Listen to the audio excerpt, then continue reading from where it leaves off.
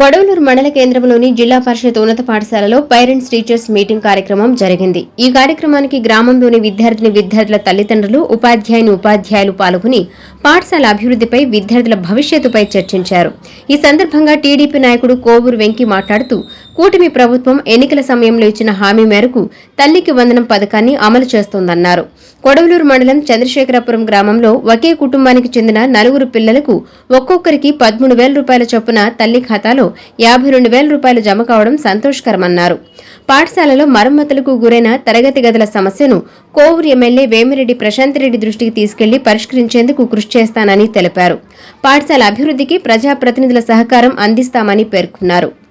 ముఖ్యంగా ఈరోజు mega parents 4.0 అంటే మెగా పేరెంట్స్ చేసుకుంటూనే ఉన్నారు ప్రతిసారి.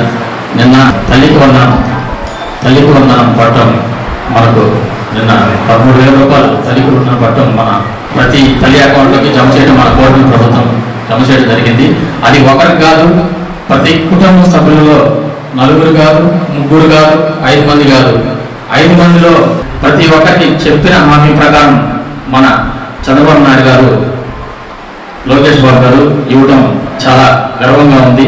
అదేవిధంగా మన స్కూల్లో మనం చూశాను, కొన్ని రూమ్స్ ఉన్నాయి, అవి కొద్దిగా మరామతులకి గురి ఉన్నాయి.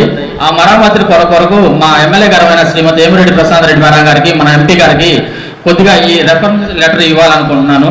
ఎందుకంటే స్కూల్లో కొన్ని మేడం గారు వాళ్ళు చెప్పంగానే మేడం గారు ఇలాంటి విషయాల్లో ముందు అంచులో ఉంటారు. చదువు, వికలాంగ ట్రైసైకిల్ కానీ ఇలాంటి ఎన్నెన్నో మేడం గారికి చెప్పంగానే మనం చేసేయండి అని చెప్పి వాళ్ళ సొంత నిధులతోనూ చేపించడానికి వాళ్ళు సిద్ధంగా ఉన్నారు. ఇప్పుడు కూడా వాళ్ళు మరి ఇలాంటి ప్రాబ్లమ్స్ ని కొన్ని మేడానికి అర్జీ రూపంలో ఇవ్వదలుచుకున్నాను. ఈరోజు మీరు ఇక్కడికి ఎట్లా వచ్చున్నారు కానీ పేరెంట్స్ వచ్చున్నారు కాబట్టి కొద్దిగా సిగ్నేచర్ చేసేస్తే మేడం గారికి ఈ రిప్రజెంటేటివ్ లెటర్ ఇచ్చేస్తాను మేడం గారికి.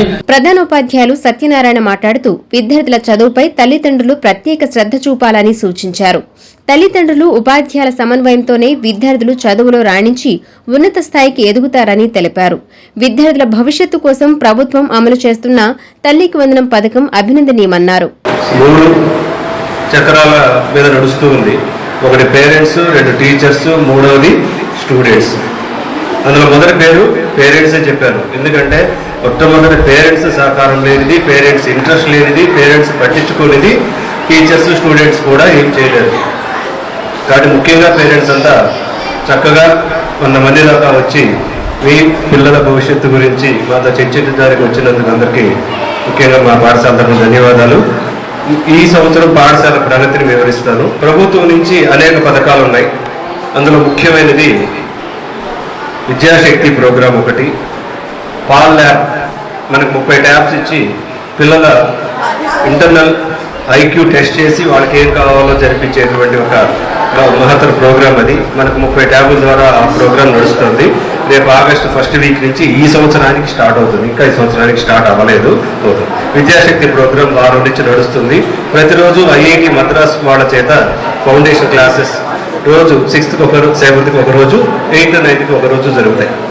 ఆ ప్రోగ్రాం కూడా చాలా ఎఫెక్టివ్గా జరపడానికి మన ఐఎఫ్ ప్యానల్స్లో యాప్ ఇన్స్టాల్ కాకపోయినప్పటికీ మేము 2 ల్యాప్టాప్లు తెచ్చి మరీ పెట్టి చెప్తున్నాం. అది మన ప్రభుత్వం మనకు కల్పిస్తున్నటువంటి మంచి ఇది విద్యాపరంగా. ఈ కార్యక్రమంలో టీడీపీ గ్రామ పార్టీ అధ్యక్షులు ఎస్కే జిలానీ భాష, ఉపాధ్యాయులు గంట శ్రీనివాసులు, ఎస్కే షబీర్ భాష, ఉపాధ్యాయులు, విద్యార్థుల తల్లిదండ్రులు పాల్గొన్నారు.